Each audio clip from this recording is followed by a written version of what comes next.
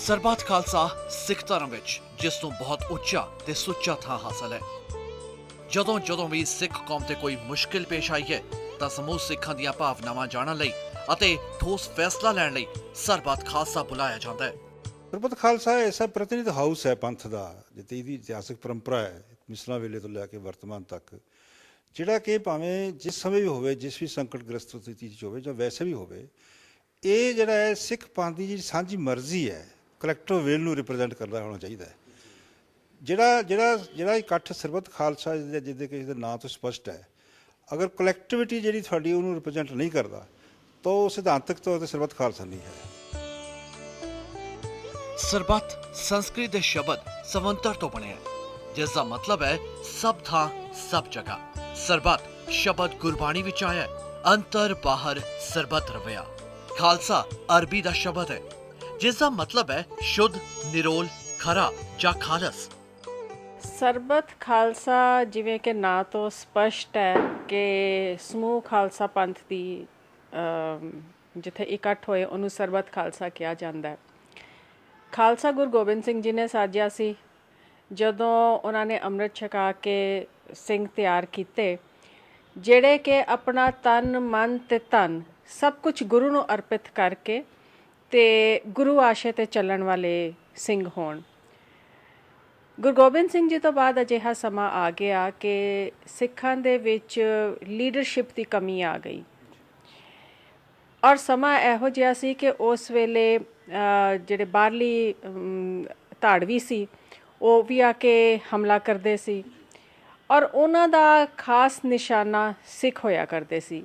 ਸੋ ਇਹੋ ਜਿਹੇ ਔਖੇ ਸਮੇਂ ਦੇ ਵਿੱਚ ਕੀ ਸਿੱਖਾਂ ਦਾ ਪ੍ਰੋਗਰਾਮ ਹੋਵੇ, ਕਿਸ ਤਰ੍ਹਾਂ ਪੰਥ ਕੋਈ ਫੈਸਲਾ ਕਰੇ ਜਿਹਦੇ ਵਿੱਚ ਕਿ ਪੰਥ ਦੀ ਚੜ੍ਹਦੀ ਕਲਾ ਦੀ ਗੱਲ ਹੋਵੇ, ਤਾਂ ਉਹ ਇਕੱਠੇ ਹੋ ਕੇ ਇਸ ਦਾ ਫੈਸਲਾ ਕਰਿਆ ਕਰਦੇ ਸੀ।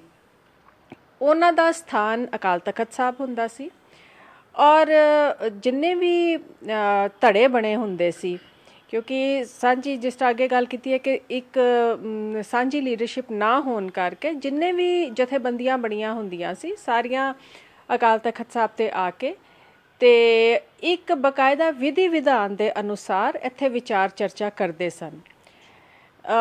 ਮਿਸਲਾਂ ਦੇ ਵਿੱਚ ਸਭ ਤੋਂ ਜ਼ਿਆਦਾ ਸਰਬੱਤ ਖਾਲਸੇ ਦਾ ਰੋਲ ਰਿਹਾ ਹੈ, ਔਰ ਉਸ ਵਕਤ ਵੀ ਇੱਕ ਢੰਗ ਹੁੰਦਾ ਸੀ ਕਿ ਬਕਾਇਦਾ ਜਥੇਬੰਦੀਆਂ ਦੇ ਜਿਹੜੇ ਨੁਮਾਇੰਦੇ ਆਉਂਦੇ ਸੀ ਉਹਨਾਂ ਨੂੰ ਮੀਟਿੰਗ ਦੇ ਵਿੱਚ ਸ਼ਾਮਲ ਹੋਣ ਦੀ ਤੇ ਗੱਲ ਕਰਨ ਦੀ ਇਜਾਜ਼ਤ ਹੁੰਦੀ ਸੀ। ਉਹਨਾਂ ਨਾਲ ਜਿਹੜੇ ਸ਼ਾਮਲ ਸਿੰਘ ਸੀ, ਜੇ ਉਸ ਜਥੇਬੰਦੀ ਦੇ ਜਿਹੜੇ ਸਿੰਘ ਸੀ, ਉਹ ਆਮ ਮੀਟਿੰਗ ਵਿੱਚ ਨਹੀਂ ਸੀ ਬੋਲ ਸਕਦੇ, ਉਹ ਆਪਣਾ ਜਿਹੜਾ ਨਜ਼ਰੀਆ ਉਹ ਆਪਣੇ ਮੁਖੀ ਨੂੰ ਦੱਸ ਸਕਦੇ ਸੀ। ਔਰ ਇਸ ਤਰੀਕੇ ਦੇ ਨਾਲ 3-4 ਦਿਨ ਵਿਚਾਰ ਵਿਮਰਸ਼ ਤੋਂ ਬਾਅਦ ਇੱਕ ਕੰਸੈਂਸਸ ਬਣਦਾ ਸੀ, ਤੇ ਜਿਹੜਾ ਕੰਸੈਂਸਸ ਬਣਦਾ ਸੀ ਉਹ ਫਿਰ ਅਕਾਲ ਤਖਤ ਸਾਹਿਬ ਤੋਂ ਅਨਾਊਂਸ ਕੀਤਾ ਜਾਂਦਾ ਸੀ, ਔਰ ਫਿਰ ਉਹ ਸਾਰੇ ਪੰਥ ਦੇ ਉੱਪਰ ਲਾਗੂ ਹੋ ਜਾਂਦਾ ਸੀ। ਕੋਈ ਵੀ ਸਿੱਖ ਜਿਹੜਾ ਉਹਦੇ ਨਿੱਜੀ ਜੋ ਵੀ ਰਾਏ ਰਹੀ ਹੋਵੇ, ਫਿਰ ਉਸ ਤੋਂ ਬਾਅਦ ਉਹਦਾ ਵਿਰੋਧ ਨਹੀਂ ਸੀ ਕਰਦਾ। ਹੁਣ ਇਹਦਾ ਵੀ ਢੰਗ ਇਹ ਸੀ ਕਿ ਗੁਰੂ ਮਹਾਰਾਜ ਦੀ ਹਜ਼ੂਰੀ ਦੇ ਵਿੱਚ ਅਰਦਾਸ ਕਰਕੇ ਤੇ ਬਕਾਇਦਾ ਇਸ ਕਿਸਮ ਦੀ ਅਰਦਾਸ ਕੀਤੀ ਜਾਂਦੀ ਸੀ ਕਿ ਕਿਸ ਮਕਸਦ ਵਾਸਤੇ ਕਾਲ ਕੀਤੀ ਗਈ ਹੈ ਮੀਟਿੰਗ, ਸਰਬੱਤ ਖਾਲਸਾ ਕਿਉਂ ਬੁਲਾਇਆ ਗਿਆ, ਔਰ ਉਹਦੇ ਵਿੱਚ ਇਹ ਵੀ ਗੱਲ ਕਹੀ ਜਾਂਦੀ ਸੀ ਕਿ ਵੀ ਸਾਡੇ ਜਿਹੜੇ ਨਿੱਜੀ ਵਖਰੇਵੇਂ ਉਹਨਾਂ ਤੋਂ ਹਟ ਕੇ ਸਿਰਫ ਗੁਰੂ ਨੂੰ ਹਾਜ਼ਰ ਨਾਜ਼ਰ ਜਾਣ ਕੇ ਤੇ ਪੰਥ ਦੀ ਚੜ੍ਹਦੀ ਕਲਾ ਦਾ ਫੈਸਲਾ ਕਰਨ ਦੀ ਅਰਦਾਸ ਤੋਂ ਬਾਅਦ ਇਹ ਕਾਰਵਾਈ ਸ਼ੁਰੂ ਹੁੰਦੀ ਸੀ। ਸਰਬੱਤ ਖਾਲਸਾ ਆਪਣੇ ਆਪ ਵਿੱਚ ਸੰਕਲਪ ਵੀ ਹੈ ਅਤੇ ਸੰਸਥਾ ਵੀ। ਜਦੋਂ ਅਸੀਂ ਇਸ ਨੂੰ ਸੰਕਲਪ ਦੇ ਅਰਥਾਂ ਵਿੱਚ ਵਰਤਦੇ ਹਾਂ ਤਾਂ ਇਸ ਦਾ ਰਹੱਸਵਾਦੀ ਯਾਨੀ ਮਿਸਟਿਕ ਅਰਥ ਇਹ ਹੈ, ਅਕਾਲ ਪੁਰਖ ਦੇ ਰੰਗ ਵਿੱਚ ਰੰਗੀ ਖਾਲਸਾ ਪੰਥ ਦੀ ਰੂਹ। ਪਰ ਜਦੋਂ ਅਸੀਂ ਸੰਸਥਾ ਦੇ ਅਰਥਾਂ ਵਿੱਚ ਵਰਤਦੇ ਹਾਂ ਤਾਂ ਇਸ ਦੇ ਅਰਥ ਨੇ ਗੁਰੂ ਗ੍ਰੰਥ ਸਾਹਿਬ ਦੀ ਹਾਜ਼ਰੀ ਵਿੱਚ ਖਾਲਸਾ ਕਾਮਨਵੈਲਥ ਦੀ ਸਰਵਉੱਚ ਸੰਸਥਾ ਜਾਂ ਖਾਲਸਾ ਪੰਥ ਦੀ ਰਾਜਨੀਤਿਕ ਅਗਵਾਈ ਦਾ ਧੁਰਾ, ਕੇਂਦਰ ਬਿੰਦੂ ਜਾਂ ਖਾਲਸਾ ਪੰਥ ਦੀ ਇਕਮੁੱਠ ਹੋਈ ਸੋਚ ਜਾਂ ਮਰਜ਼ੀ ਜਾਂ ਇੱਛਾ ਦਾ ਖਾਲਸ ਪ੍ਰਤੀਕ। ਜਦੋਂ ਅਸੀਂ ਖਾਲਸਾ ਕਾਮਨਵੈਲਥ ਕਹਿੰਦੇ ਹਾਂ ਤਾਂ ਇਸ ਦਾ ਮਤਲਬ ਹੈ ਖਾਲਸਾ ਪੰਥ ਦੇ ਸਾਂਝੇ ਹਿੱਤਾਂ ਦਾ ਮੁਜੱਸਮਾ ਜਾਂ ਸਿੱਖ ਕੌਮ ਦੀ ਸਾਂਝੀ ਸੋਚ ਦੀ ਇਕਾਗਰ ਹੋਈ ਇਕੱਤਰਤਾ ਜਾਂ ਨੁਮਾਇੰਦਾ ਇਕੱਠ ਜਾਂ ਪ੍ਰਤੀਨਿਧ ਪਾਰਲੀਮੈਂਟ। ਸਰਬੱਤ ਖਾਲਸੇ ਦਾ ਸੰਕਲਪ ਬਹੁਤ ਉੱਚਾ ਸੁੱਚਾ ਸੰਕਲਪ ਹੈ ਔਰ ਸਿੱਖ ਪੰਥ ਦੇ ਵਿੱਚ, ਖਾਲਸਾ ਪੰਥ ਦੇ ਵਿੱਚ ਇਸ ਦੀ ਬਹੁਤ ਵੱਡੀ ਮਾਨਤਾ ਹੈ। ਅਸੀਂ ਜਦੋਂ ਸਰਬੱਤ ਖਾਲਸੇ ਦੀ ਗੱਲ ਕਰਦੇ ਹਾਂ ਤਾਂ ਸਰਬੱਤ ਖਾਲਸੇ ਤੋਂ ਭਾਵ ਸਮੁੱਚੀ ਸਿੱਖ ਕਮਿਊਨਿਟੀ ਦੀ, ਸਿੱਖ ਸਮੁਦਾਇ ਦੀ ਕਲੈਕਟਿਵ ਵਿਜ਼ਡਮ ਦੀ ਗੱਲ ਸਰਬੱਤ ਖਾਲਸੇ ਵਿੱਚ ਕੀਤੀ ਜਾਂਦੀ ਹੈ। ਇਹ ਸਮੁੱਚੇ ਸਿੱਖ ਸਮੁਦਾਇ ਦੀ ਇੰਟੈਗਰੇਟਿਡ ਸਪਿਰਿਟ, ਸਾਈਨਰਜੈਟਿਕ ਸਪਿਰਿਟ ਔਰ ਇੰਟੈਗਰੇਟਿਡ ਕੌਨਸ਼ੀਅੰਸ ਦਾ ਪ੍ਰਗਟਾਵਾ ਹੁੰਦਾ। ਸਰਬੱਤ ਖਾਲਸਾ ਦੀ ਸੰਸਥਾ ਦਾ ਪ੍ਰਕਾਸ਼ 18ਵੀਂ ਸਦੀ ਵਿੱਚ ਸਿੱਖ ਪੰਥ ਦੀਆਂ ਲੋੜਾਂ ਅਤੇ ਮਜਬੂਰੀਆਂ ਵਿੱਚੋਂ ਹੋਇਆ। ਮੁਗਲਾਂ ਤੇ ਅਫਗਾਨਾਂ ਦੇ ਜ਼ੁਲਮ ਤੇ ਵਧੀਕੀਆਂ ਇਸ ਹੱਦ ਤੱਕ ਵੱਧ ਗਈਆਂ ਸਨ ਕਿ ਸਿੱਖਾਂ ਨੇ ਛੋਟੇ-ਛੋਟੇ ਸਮੂਹਾਂ ਦੇ ਰੂਪ ਵਿੱਚ ਦੂਰ ਦੁਰਾਡੇ ਜੰਗਲਾਂ ਤੇ ਪਹਾੜਾਂ ਵਿੱਚ ਜਾ ਸ਼ਰਨ ਲਈ। ਹਥਿਆਰਬੰਦ ਅੰਮ੍ਰਿਤਧਾਰੀ ਸਿੰਘ ਸਾਲ ਵਿੱਚ 2 ਵਾਰ ਅਰਥਾਤ ਵਿਸਾਖੀ ਅਤੇ ਦੀਵਾਲੀ ਮੌਕੇ ਤੇ ਕਿਵੇਂ ਨਾ ਕਿਵੇਂ ਸ਼੍ਰੀ ਦਰਬਾਰ ਸਾਹਿਬ ਦੇ ਦਰਸ਼ਨਾਂ ਲਈ ਜਾਂਦੇ, ਪਵਿੱਤਰ ਸਰੋਵਰ ਵਿੱਚ ਇਸ਼ਨਾਨ ਕਰਦੇ ਅਤੇ ਸ਼੍ਰੀ ਅਕਾਲ ਤਖਤ ਸਾਹਿਬ ਦੇ ਇਕੱਠੇ ਹੋ ਕੇ ਖਾਲਸੇ ਤੇ ਝੋਲੀ ਹਨੇਰੀ ਦਾ ਮੁਕਾਬਲਾ ਕਰਨ ਲਈ ਗੰਭੀਰ ਵਿਚਾਰਾਂ ਕਰਦੇ। ਉਹਨਾਂ ਹਾਲਾਤਾਂ ਵਿੱਚ ਇਹ ਇਕੱਠ ਸਿੱਖ ਕੌਮ ਦੀ ਰੂਹ ਦੀ ਹਾਣੀ ਸਮਝੇ ਜਾਣ ਲੱਗੇ, ਜਾਂ ਇਉਂ ਕਹਿ ਲਓ ਕਿ ਸਿੱਖ ਕੌਮ ਦੀ ਖਾਮੋਸ਼ ਬਹੁਗਿਣਤੀ ਦੇ ਅਸਲ ਤਰਜਮਾਨ। ਬਸ ਇਹੋ ਇਕੱਠ ਹੀ ਖਾਲਸਾ ਪੰਥ ਦੇ ਦਿਲਾਂ ਤੇ ਦਿਮਾਗਾਂ ਵਿੱਚ ਸਰਬੱਤ ਖਾਲਸਾ ਬਣ ਗਏ। ਇਹ ਇਕੱਠ ਦੋਸਤਾਂ ਤਾਕਤਾਂ ਦੀ ਨਿਸ਼ਾਨਦੇਹੀ ਕਰਕੇ ਉਹਨਾਂ ਨਾਲ ਲੋੜੀਂਦੇ ਰਿਸ਼ਤੇ ਤੈਅ ਕਰਦੇ ਅਤੇ ਦੁਸ਼ਮਣਾਂ ਨਾਲ ਦੋ ਹੱਥ ਕਰਨ ਲਈ ਰਣਨੀਤੀਆਂ ਘੜਦੇ। ਜਦੋਂ ਸਰਬੱਤ ਖਾਲਸੇ ਦੇ ਇਤਿਹਾਸ ਨੂੰ ਅਸੀਂ ਫਰੋਲਦੇ ਹਾਂ ਤਾਂ ਉਹ ਬੇਸ਼ੱਕ 1723 ਦੇ ਵਿੱਚ ਬੰਦਈ ਸਿੱਖਾਂ ਤੇ ਤਤ ਖਾਲਸਾ ਦੇ ਜੋ ਡਿਫਰੈਂਸਸ ਸੀ ਉਹਨਾਂ ਨੂੰ ਮਿਟਾਉਣ ਲਈ ਸਰਬੱਤ ਖਾਲਸਾ ਬੁਲਾਇਆ ਗਿਆ ਹੋਵੇ, ਜਾਂ ਉਸ ਤੋਂ ਬਾਅਦ ਜਦੋਂ ਸਿੱਖ ਜਥਿਆਂ ਦੀ ਆਰਗੇਨਾਈਜੇਸ਼ਨ ਕਰਨ ਲਈ ਸਰਬੱਤ ਖਾਲਸਾ ਬੁਲਾਇਆ ਗਿਆ ਹੋਵੇ, ਜਾਂ ਉਸ ਤੋਂ ਬਾਅਦ ਸਿੱਖਾਂ ਨੂੰ ਮਿਸਲਾਂ ਦੇ ਵਿੱਚ ਵੰਡਣ ਲਈ ਸਰਬੱਤ ਖਾਲਸਾ ਬੁਲਾਇਆ ਗਿਆ ਹੋਵੇ। ਇਹ ਗੱਲ ਬਹੁਤ ਸਪਸ਼ਟ ਹੈ ਕਿ ਸਰਬੱਤ ਖਾਲਸਾ ਸਾਹਿਬ ਸ੍ਰੀ ਅਕਾਲ ਤਖਤ ਸਾਹਿਬ ਜੀ ਦੀ ਸਰਪ੍ਰਸਤੀ ਅਧੀਨ ਬੁਲਾਇਆ ਜਾਂਦਾ ਰਿਹਾ। ਸਾਨੂੰ ਇਹ ਗੱਲ ਬਹੁਤ ਸਪਸ਼ਟ ਹੋਣੀ ਚਾਹੀਦੀ ਆ ਕਿ ਸਾਹਿਬ ਸ੍ਰੀ ਗੁਰੂ ਹਰਗੋਬਿੰਦ ਸਾਹਿਬ ਨੇ ਜਦੋਂ ਸ੍ਰੀ ਅਕਾਲ ਤਖਤ ਸਾਹਿਬ ਦੀ ਸਾਜਣਾ ਕੀਤੀ ਔਰ ਮੀਰੀ ਅਤੇ ਪੀਰੀ ਦਾ ਬਹੁਤ ਵੱਡਾ ਸਿਧਾਂਤ ਸਿੱਖ ਕੌਮ ਨੂੰ, ਖਾਲਸਾ ਪੰਥ ਨੂੰ ਦਿੱਤਾ, ਤਾਂ ਸਾਡੇ ਲਈ ਇਹ ਬਹੁਤ ਅਹਿਮ ਹੋ ਜਾਂਦਾ ਕਿ ਸ੍ਰੀ ਅਕਾਲ ਤਖਤ ਸਾਹਿਬ ਦੀ ਸਰਵਉੱਚਤਾ ਜਿਹੜੀ ਹੈ ਹਰ ਹੀਲੇ ਕਾਇਮ ਰੱਖੀ ਜਾਵੇ, ਉਹ ਮਰਿਆਦਾ, ਉਹ ਮਾਨਤਾ ਕਾਇਮ ਰੱਖੀ ਜਾਵੇ। ਔਰ ਜਦੋਂ ਵੀ ਸਰਬੱਤ ਖਾਲਸੇ ਦਾ ਬੁਲਾਇਆ ਜਾਣਾ ਹੈ, ਸਰਬੱਤ ਖਾਲਸਾ ਹਮੇਸ਼ਾ ਹੀ ਅਕਾਲ ਤਖਤ ਸਾਹਿਬ ਦੇ ਦਿਸ਼ਾ ਨਿਰਦੇਸ਼ਾਂ ਅਧੀਨ ਬੁਲਾਇਆ ਜਾਣਾ ਚਾਹੀਦਾ ਹੈ। ਸਭ ਤੋਂ ਪਹਿਲਾਂ ਸਰਬੱਤ ਖਾਲਸਾ 1723 ਦੀ ਦੀਵਾਲੀ ਨੂੰ ਹੋਇਆ, ਜਦੋਂ ਤਤ ਖਾਲਸਾ ਅਤੇ ਬੰਦਈ ਖਾਲਸਾ ਵਿੱਚ ਹੋਣ ਵਾਲੀ ਸੰਭਾਵੀ ਝੜਪ ਨੂੰ ਟਾਲਣ ਲਈ ਦੋਵਾਂ ਧਿਰਾਂ ਨੇ ਭਾਈ ਮਨੀ ਸਿੰਘ ਨੂੰ ਸਾਲਸ ਮੰਨ ਲਿਆ। ਭਾਈ ਸਾਹਿਬ ਨੇ ਆਪਣੇ ਅਨੁਭਵ, ਦਿਵ ਦ੍ਰਿਸ਼ਟੀ, ਤਜਰਬੇ ਅਤੇ ਨਿਰਪੱਖਤਾ ਨਾਲ ਦੋਵਾਂ ਧਿਰਾਂ ਵਿੱਚ ਸੁਲਹ ਸਫਾਈ ਕਰਵਾ ਦਿੱਤੀ। ਪਰ ਇਸ ਘਟਨਾ ਪਿੱਛੋਂ ਤਤ ਖਾਲਸਾ ਦਾ ਹੀ ਬੋਲਬਾਲਾ ਹੋਣ ਲੱਗਾ। ਦੂਜਾ ਸਰਬੱਤ ਖਾਲਸਾ 13 ਅਕਤੂਬਰ 1726 ਨੂੰ ਭਾਈ ਤਾਰਾ ਸਿੰਘ ਡਲਵਾ ਦੀ ਸ਼ਹੀਦੀ ਤੋਂ 4 ਮਹੀਨੇ ਪਿੱਛੋਂ ਹੋਇਆ। ਇਸ ਵਿੱਚ ਗੁਰਮਤਾ ਸੋਧ ਕੇ 3 ਅਹਿਮ ਫੈਸਲੇ ਹੋਏ। ਇੱਕ, ਸ਼ਾਹੀ ਖਜ਼ਾਨੇ ਲੁੱਟੇ ਜਾਣ। ਦੂਜਾ, ਸਰਕਾਰੀ ਮੁਖਬਰਾਂ, ਖੁਸ਼ਾਮ ਦੀਆਂ ਜੁੱਤੀ ਚੱਟਾਂ ਅਤੇ ਲਾਈ ਲੱਗਾ ਨੂੰ ਸੋਧਿਆ ਜਾਏਗਾ। ਅਤੇ ਤੀਜਾ, ਅਸਲਾਖਾਨੇ ਲੁੱਟ ਕੇ ਹਥਿਆਰ ਵੱਧ ਤੋਂ ਵੱਧ ਗਿਣਤੀ ਵਿੱਚ ਜਮ੍ਹਾਂ ਕੀਤੇ ਜਾਣ। ਇਹਨਾਂ 80-82 ਸਾਲਾਂ ਦੇ ਵਕਫੇ ਵਿੱਚ ਅਰਥਾਤ 1805 ਤੱਕ 3 ਦਰਜਨ ਦੇ ਕਰੀਬ ਸਰਬੱਤ ਖਾਲਸਾ ਦੇ ਸਮਾਗਮ ਹੋਏ। ਆਖਰੀ ਸਰਬੱਤ ਖਾਲਸਾ 1805 ਈਸਵੀ ਵਿੱਚ ਮਹਾਰਾਜਾ ਰਣਜੀਤ ਸਿੰਘ ਨੇ ਸੱਦਿਆ, ਜਿਸ ਵਿੱਚ ਇਹ ਫੈਸਲਾ ਕਰਨਾ ਸੀ ਕਿ ਅੰਗਰੇਜ਼ ਹੁਕੂਮਤ ਹੱਥੋਂ ਹਾਰ ਖਾ ਕੇ ਸਿੱਖ ਰਾਜ ਦੀ ਸ਼ਰਨ ਵਿੱਚ ਆਏ ਮਰਾਠਿਆਂ ਦੇ ਸਰਦਾਰ ਜਸਵੰਤ ਸਿੰਘ ਰਾਓ ਹੋਲਕਰ ਪ੍ਰਤੀ ਕੀ ਰਵੱਈਆ ਅਖਤਿਆਰ ਕੀਤਾ ਜਾਏ। ਫੈਸਲਾ ਹੋਇਆ ਕਿ ਬਰਤਾਨਵੀ ਜਰਨੈਲ ਲਾਰਡ ਲੇਕ ਤੇ ਹੋਲਕਰ ਦੀ ਲੜਾਈ ਵਿੱਚ ਖਾਲਸਾ ਪੰਥ ਨਿਰਪੱਖ ਰਹੇਗਾ। 19ਵੀਂ ਸਦੀ ਵਿੱਚ 18 ਮਾਰਚ 1887 ਨੂੰ ਅੰਗਰੇਜ਼ ਹੁਕੂਮਤ ਦੌਰਾਨ ਸ਼੍ਰੀ ਅਕਾਲ ਤਖਤ ਸਾਹਿਬ ਦਾ ਇੰਤਜ਼ਾਮ ਕਰਨ ਵਾਲੇ ਪੁਜਾਰੀਆਂ ਨੇ ਸਿੰਘ ਸਭਾ ਦੇ ਮਹਾਨ ਆਗੂ ਪ੍ਰੋਫੈਸਰ ਗੁਰਮੁਖ ਸਿੰਘ ਨੂੰ ਪੰਥ ਵਿੱਚੋਂ ਖਾਰਜ ਕਰਨ ਦਾ ਕਥਿਤ ਹੁਕਮਨਾਮਾ ਜਾਰੀ ਕੀਤਾ, ਪਰ ਖਾਲਸਾ ਪੰਥ ਨੇ ਇਸ ਨੂੰ ਪ੍ਰਵਾਨ ਨਾ ਕੀਤਾ। 20ਵੀਂ ਸਦੀ ਦੇ ਆਖਰੀ ਦਹਾਕੇ ਵਿੱਚ ਸਿੰਘ ਸਭਾ ਨੇ ਇਹ ਹੁਕਮਨਾਮਾ ਰੱਦ ਕਰ ਦਿੱਤਾ। 1920 ਵਿੱਚ ਗੁਰਦੁਆਰਾ ਸੁਧਾਰ ਲਹਿਰ ਦੇ ਆਗੂਆਂ ਨੇ ਸਰਬੱਤ ਖਾਲਸਾ ਦੀ ਰਵਾਇਤ ਨੂੰ ਮੁੜ ਤੋਰਿਆ ਅਤੇ 15 ਨਵੰਬਰ 1920 ਨੂੰ ਸ਼੍ਰੀ ਅਕਾਲ ਤਖਤ ਸਾਹਿਬ ਦੇ ਸੇਵਕ ਗੁਰਬਖਸ਼ ਸਿੰਘ ਵੱਲੋਂ ਸਰਬੱਤ ਖਾਲਸਾ ਸੱਦਿਆ ਗਿਆ। ਇਸ ਵਿੱਚ ਵੱਖ-ਵੱਖ ਸੰਸਥਾਵਾਂ ਅਤੇ ਜਥੇਬੰਦੀਆਂ ਦੇ ਨੁਮਾਇੰਦੇ ਸ਼ਾਮਲ ਹੋਏ। ਸਰਬੱਤ ਖਾਲਸਾ ਦੀ ਇੱਕ ਕੋਸ਼ਿਸ਼ 1926 ਵਿੱਚ ਵੀ ਹੋਈ। ਇਹ ਇਕੱਠ ਗੜਗੱਜ ਅਕਾਲੀ ਦੀਵਾਨ ਵੱਲੋਂ ਗੁਰਦੁਆਰਾ ਇੱਕ ਬਾਰੇ ਗੁਰਮਤਾ ਕਰਨ ਵਾਸਤੇ ਬੁਲਾਇਆ ਗਿਆ ਸੀ। ਇਸ ਤੋਂ ਬਾਅਦ ਸਰਬੱਤ ਖਾਲਸਾ ਦੇ ਇਕੱਠ ਬੰਦ ਹੋ ਗਏ। ਜੂਨ 1984 ਵਿੱਚ ਸ਼੍ਰੀ ਦਰਬਾਰ ਸਾਹਿਬ ਤੇ ਹੋਏ ਫੌਜੀ ਹਮਲੇ ਤੋਂ ਬਾਅਦ 26 ਜਨਵਰੀ 1986 ਨੂੰ ਸ਼੍ਰੀ ਅਕਾਲ ਤਖਤ ਸਾਹਿਬ ਦੇ 52 ਅਸਥਾਨ ਤੇ ਸਰਬੱਤ ਖਾਲਸਾ ਦਾ ਸਮਾਗਮ ਹੋਇਆ। ਇਸ ਸਰਬੱਤ ਖਾਲਸਾ ਦੇ ਸਮਾਗਮ ਤੋਂ ਪਹਿਲਾਂ ਸੁਹਿਰਦ ਸਿੱਖਾਂ ਵੱਲੋਂ ਕਈ ਦਿਨ ਗੰਭੀਰ ਵਿਚਾਰ ਵਟਾਂਦਰਾ ਹੁੰਦਾ ਰਿਹਾ। ਇਹ ਸਮਾਗਮ ਜ਼ਖਮੀ ਸਿੱਖ ਕੌਮ ਨੂੰ ਨਵੀਂ ਰਾਜਨੀਤਿਕ ਸੇਧ ਦੇਣ ਦਾ ਇਤਿਹਾਸਕ ਉਪਰਾਲਾ ਸੀ। ਇਸ ਵਿੱਚ ਕਈ ਗੁਰਮਤੇ ਸੋਧੇ ਗਏ। ਇਹਨਾਂ ਵਿੱਚ ਸ਼੍ਰੋਮਣੀ ਕਮੇਟੀ ਨੂੰ ਭੰਗ ਕਰਨਾ, ਸ਼੍ਰੀ ਅਕਾਲ ਤਖਤ ਸਾਹਿਬ ਦੇ ਜਥੇਦਾਰ ਨੂੰ ਸੇਵਾ ਮੁਕਤ ਕਰਨਾ, 5 ਮੈਂਬਰੀ ਕਮੇਟੀ ਕਾਇਮ ਕਰਕੇ ਸਿੱਖ ਸੰਘਰਸ਼ ਦੀ ਅਗਵਾਈ ਸੌਂਪਣੀ ਅਤੇ ਸ਼੍ਰੀ ਅਕਾਲ ਤਖਤ ਸਾਹਿਬ ਦੀ ਉਸਾਰੀ ਲਈ ਕਾਰ ਸੇਵਾ ਦਮਦਮੀ ਟਕਸਾਲ ਨੂੰ ਸੌਂਪਣੀ ਸ਼ਾਮਲ ਸੀ। ਇਸ ਸਰਬੱਤ ਖਾਲਸੇ ਵੱਲੋਂ ਸ਼੍ਰੋਮਣੀ ਕਮੇਟੀ ਨੂੰ ਭੰਗ ਕਰਨ ਦਾ ਫੈਸਲਾ ਕਿੰਨਾ ਕੁ ਠੀਕ ਸੀ ਜਾਂ ਨਹੀਂ, ਇਸ ਬਾਰੇ ਵਿਦਵਾਨਾਂ ਦੀਆਂ ਵੱਖ-ਵੱਖ ਰਾਵਾਂ ਨੇ। ਸਾਨੂੰ ਇਹ ਸਪਸ਼ਟ ਹੋਣਾ ਚਾਹੀਦਾ ਕਿ ਸਰਬੱਤ ਖਾਲਸਾ ਮਹਿਜ਼ 1, 2 ਜਾਂ 3 ਕਿਸੇ ਵੀ ਤਰੀਕੇ ਨਾਲ 2-4 ਸੰਸਥਾਵਾਂ ਦਾ ਪ੍ਰਗਟਾਵਾ ਨਹੀਂ। ਜਿਸ ਤਰ੍ਹਾਂ ਮੈਂ ਪਹਿਲਾਂ ਗੱਲ ਕੀਤੀ ਹੈ ਕਿ ਇਟਸ ਅ ਕਲੈਕਟਿਵ ਵਿਜ਼ਡਮ, ਇਹ ਸਮੁੱਚੀ ਸਿੱਖ ਸਮੁਦਾਇ ਦੀ ਸੂਝ-ਬੂਝ ਦਾ ਪ੍ਰਗਟਾਵਾ। ਔਰ ਇਹਦਾ ਜਿਹੜਾ ਸੰਕਲਪ ਸੀ, ਜਦੋਂ ਅਸੀਂ ਇਹਦੇ ਇਤਿਹਾਸ ਤੇ ਝਾਤੀ ਮਾਰਦੇ ਹਾਂ ਤਾਂ ਉਹਦੇ ਵਿੱਚ ਇੱਕ ਗੱਲ ਬਹੁਤ ਸਪਸ਼ਟ ਸਾਹਮਣੇ ਆਉਂਦੀ ਆ ਕਿ ਸਿੱਖ ਪੰਥ ਨਾਲ ਸੰਬੰਧਿਤ ਜਿੰਨੀਆਂ ਵੀ ਜਥੇਬੰਦੀਆਂ ਨੇ, ਜਿੰਨੇ ਵੀ ਸੰਗਠਨ ਨੇ, ਉਹਨਾਂ ਦਾ ਸਭ ਨੂੰ ਸੱਦਾ ਭੇਜਿਆ ਜਾਂਦਾ ਸੀ ਔਰ ਉਹਨਾਂ ਦੇ ਰਿਪਰੈਜ਼ੈਂਟੇਟਿਵ ਉਸ ਤੇ ਆ ਕੇ ਵਿਚਾਰ ਮਸ਼ਵਰਾ ਕਰਦੇ ਸੀ ਔਰ ਫਿਰ ਉਸ ਵਿਚਾਰ ਮਸ਼ਵਰੇ ਦੇ ਉੱਤੇ ਕੰਸੈਂਸਸ ਪੈਦਾ ਕਰਕੇ, ਸਹਿਮਤੀ ਪੈਦਾ ਕਰਕੇ ਜੋ ਫੈਸਲਾ ਹੁੰਦਾ ਸੀ ਉਸ ਨੂੰ ਸਾਹਿਬ ਸ੍ਰੀ ਗੁਰੂ ਗ੍ਰੰਥ ਸਾਹਿਬ ਜੀ ਦਾ ਵਾਕ ਲੈ ਕੇ, ਅਰਦਾਸ ਕਰਕੇ ਉਸ ਨੂੰ ਘੋਸ਼ਿਤ ਕੀਤਾ ਜਾਂਦਾ ਸੀ। ਭਾਵ ਉਹ ਸਮੁੱਚੀ ਸਿੱਖ ਕਮਿਊਨਿਟੀ ਦਾ ਰਿਪਰੈਜ਼ੈਂਟੇਟਿਵ ਫੈਸਲਾ ਬਣਾਇਆ ਜਾਂਦਾ ਸੀ। ਤੋਂ ਮੈਂ ਸਮਝਦਾ ਕਿ ਸਰਬੱਤ ਖਾਲਸਾ ਸਾਹਿਬ ਸ੍ਰੀ ਅਕਾਲ ਤਖਤ ਸਾਹਿਬ ਦੁਆਰਾ ਹੀ ਬੁਲਾਇਆ ਜਾਣਾ ਚਾਹੀਦਾ, ਕਿਉਂਕਿ ਸਾਡੀ ਬਹੁਤ ਵੱਡੀ ਸੰਸਥਾ ਹੈ।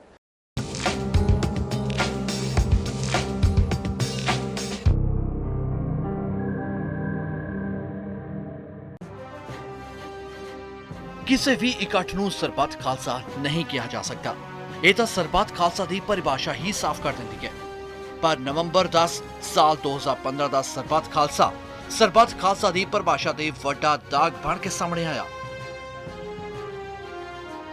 ਇਹ ਜਿਹੜਾ ਸਰਬੱਤ ਖਾਲਸਾ ਦੇ ਨਾਂ ਤੇ ਇਕੱਠ ਸੱਦਿਆ ਗਿਆ ਹੈ, ਇਹ ਬੇਸਿਕਲੀ ਸਰਬੱਤ ਖਾਲਸਾ ਨਹੀਂ ਸੀ, ਕਿਉਂਕਿ ਹੁਣ ਤਾਂ ਹੋ ਚੁੱਕਾ ਸੀ। ਇਸ ਨੂੰ ਮਤਲਬ ਸਪਸ਼ਟ ਕਰੀਏ, ਇਹ ਅਗਰ ਜਿਸ ਤਰ੍ਹਾਂ ਪਹਿਲਾਂ ਵਿਸ਼ਵ ਸਿੱਖ ਕਨਵੈਨਸ਼ਨਾਂ ਜਾਂ ਪੰਥਕ ਸੰਮੇਲਨ ਹੁੰਦੇ ਰਹਿੰਦੇ ਸੀ, ਅਗਰ ਉਸ ਤਰੀਕੇ ਨਾਲ ਇਹ ਕਰ ਲੈਂਦੇ ਪ੍ਰਬੰਧਕ, ਤਾਂ ਜਿਹੜੇ ਮੁੱਦੇ ਇਸ ਲਈ ਸਿੱਖ ਪੰਥ ਨੂੰ ਪਰੇਸ਼ਾਨ ਕਰ ਰਹੇ ਨੇ, ਗੁਰੂ ਗ੍ਰੰਥ ਸਾਹਿਬ ਦੀ ਬੇਅਦਬੀ ਤੋਂ ਬਾਅਦ ਉੱਠੇ ਹਾਲਾਤ, ਉਹ ਮੈਂ ਸਮਝਦਾ ਕਿ ਜ਼ਿਆਦਾ ਭਾਰੂ ਹੋਣੇ ਸੀ ਵਿਚਾਰ ਚਰਚਾ 'ਚ।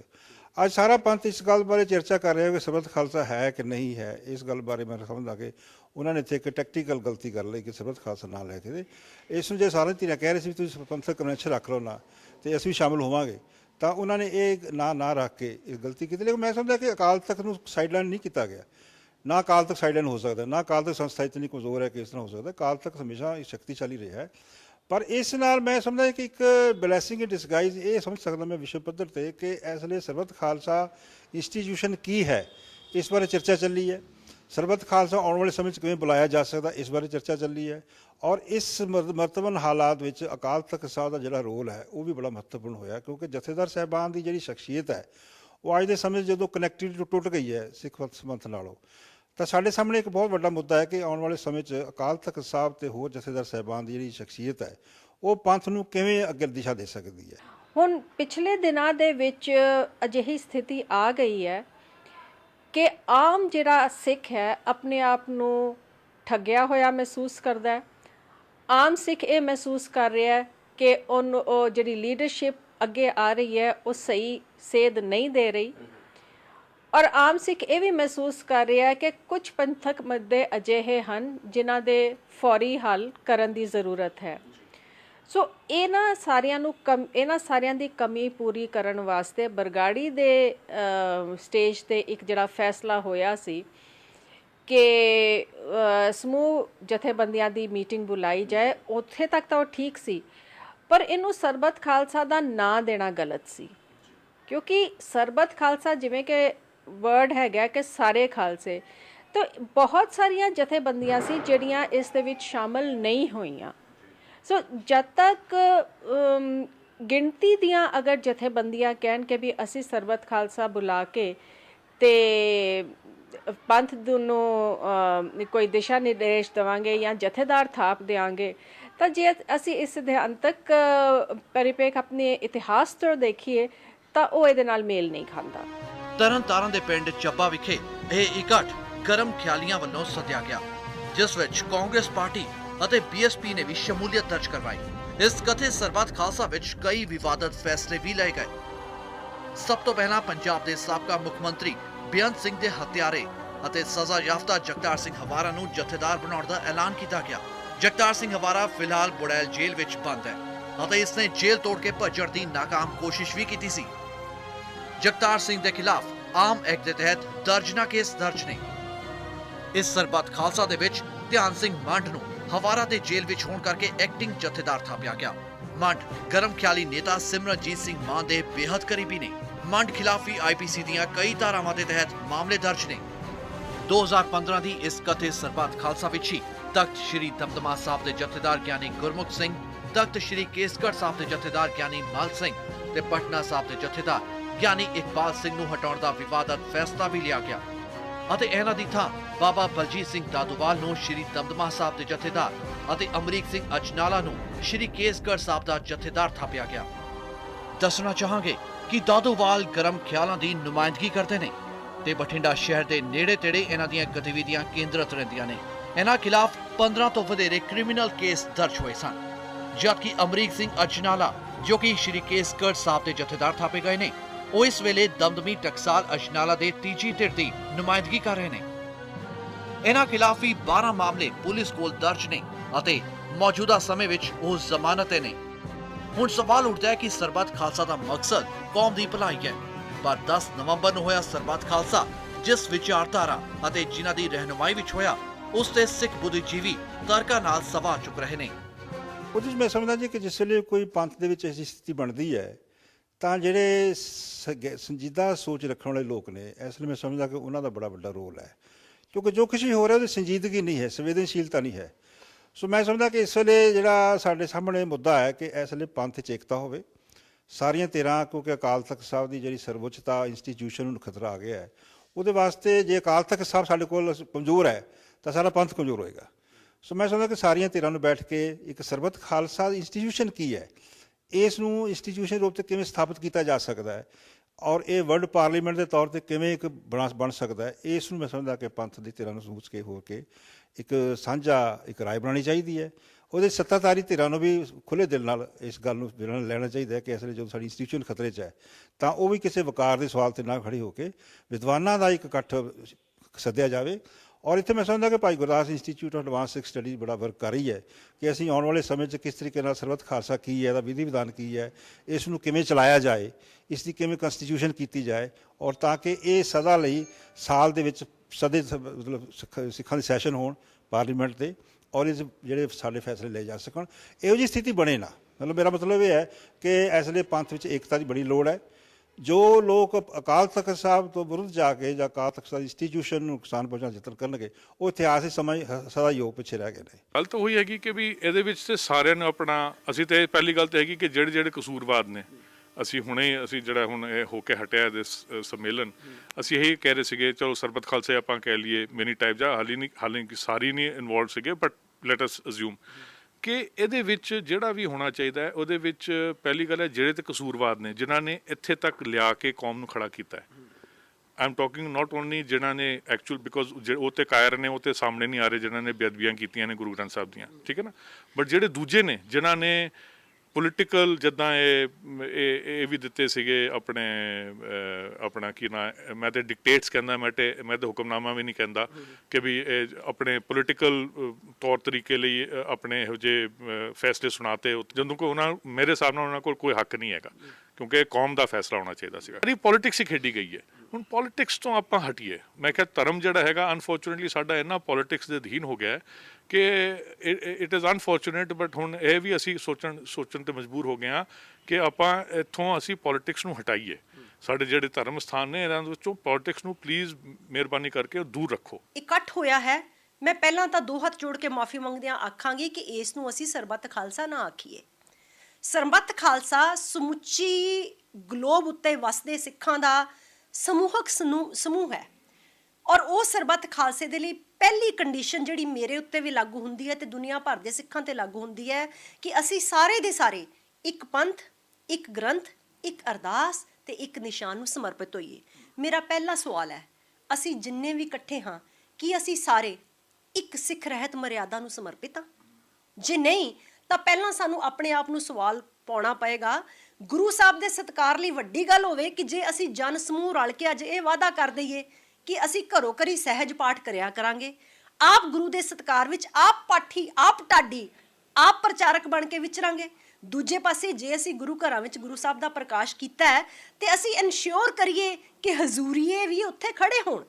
ਕਿ ਗੁਰੂ ਗ੍ਰੰਥ ਸਾਹਿਬ ਦਾ ਸਤਿਕਾਰ ਦਰਬਾਰ ਸਾਹਿਬ ਦੇ ਵਿੱਚ ਪਾਲਕੀ ਸਾਹਿਬ ਨੂੰ ਮੋਢਾ ਦੇਣ ਨਾਲ ਹੀ ਖਤਮ ਹੋ ਜਾਂਦਾ ਹੈ ਕਿ ਬਾਕੀ ਸਭ ਥਾਵਾਂ ਤੇ ਜਿੱਥੇ ਜਿੱਥੇ ਗੁਰੂ ਗ੍ਰੰਥ ਸਾਹਿਬ ਜੀ ਦਾ ਪ੍ਰਕਾਸ਼ ਹੋਇਆ ਹੈ ਉਹਨਾਂ ਥਾਵਾਂ ਤੇ ਉਹ ਮਾਣ, ਉਹ ਸਤਿਕਾਰ ਬਹਾਲ ਕਰਨਾ ਜ਼ਰੂਰੀ ਨਹੀਂ?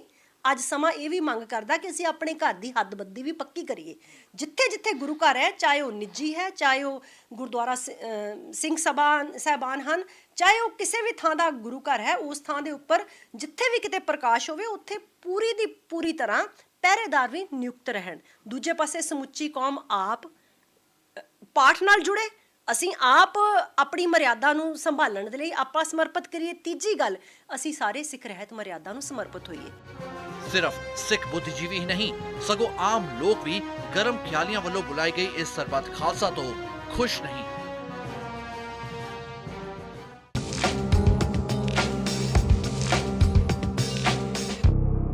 ਖਾਲਸਤਾਨੀ ਪੱਖੀ ਸੰਸਥਾਵਾਂ ਨੇ, ਵੱਖਵਾਦੀ ਨੇ ਜਾਂ ਅਸ਼ਾਂਤੀ ਪੰਜਾਬ 'ਚ ਫੈਲਾਉਣਾ ਚਾਹੁੰਦੇ ਨੇ, ਮੈਂ ਚਾਹੁੰਦਾ ਵੀ ਇਹ ਬਿਲਕੁਲ ਨਹੀਂ ਹੋਣਾ ਚਾਹੀਦੀਆਂ। ਮੈਂ ਪੰਜਾਬ ਸਰਕਾਰ ਨੂੰ ਤੇ ਬਾਦਲ ਸਰਕਾਰ ਨੂੰ ਅਪੀਲ ਕਰਦਾ ਵੀ ਇਸ ਤਰ੍ਹਾਂ ਦੇ ਜਿਹੜੇ ਅਨਸਰ ਨੇ ਇਹਨਾਂ ਨਾਲ ਸਖਤੀ ਨਾਲ ਨਜਿੱਠਿਆ ਜਾਵੇ।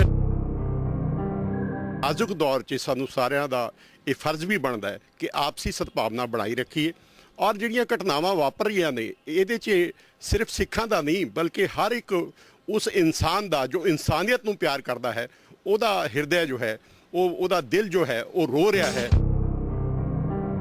ਸਾਰਾ ਮਾਹੌਲ ਖਰਾਬ ਕਰਨ ਦਾ ਉਹ ਹੈ। ਪਹਿਲਾਂ ਵੀ ਪੰਜਾਬ ਨੇ ਬਹੁਤ ਲੰਮਾ ਸਮਾਂ ਪਛਤਾਤਾਪ ਭੋਗਿਆ। ਮੈਂ ਤਾਂ ਸਰਕਾਰ ਨੂੰ ਇਹੀ ਬੇਨਤੀ ਕਰਦਾ, ਇਹੋ ਜਿਹੇ ਜੋ ਗਲਤ ਅਨਸਰ ਗੁਰਦੁਆਰਾ ਸਾਹਿਬ ਜਾਂ ਧਰਮ ਦੀ ਆੜ 'ਚ ਗਲਤ ਉਹ ਕਰਦੇ ਨੇ, ਇਹਨਾਂ ਨੂੰ ਸਖਤ ਤੋਂ ਸਖਤ ਸਜ਼ਾਵਾਂ ਦਿੱਤੀਆਂ ਜਾਣ। Radical forces they want to push back Punjab. So ਅਸੀਂ ਕਹਿਣਾ ਚਾਹੁੰਦੇ ਸਾਰੇ ਨੌਜਵਾਨਾਂ ਨੂੰ ਮੇਰੀ ਅਪੀਲ ਹੈ ਵੀ ਸਬਰ ਸੰਤੋਖ ਰੱਖੋ, ਕੋਈ ਆਪਾਂ ਨੂੰ ਸਮਝਦਾਰੀ ਨਾਲ ਕੰਮ ਕਰਨਾ ਚਾਹੀਦਾ ਕਿਉਂਕਿ ਪੰਜਾਬ ਨੇ ਅੱਗੇ ਬਹੁਤ ਮਾੜੇ ਦਿਨ ਦੇਖੇ ਹੈ।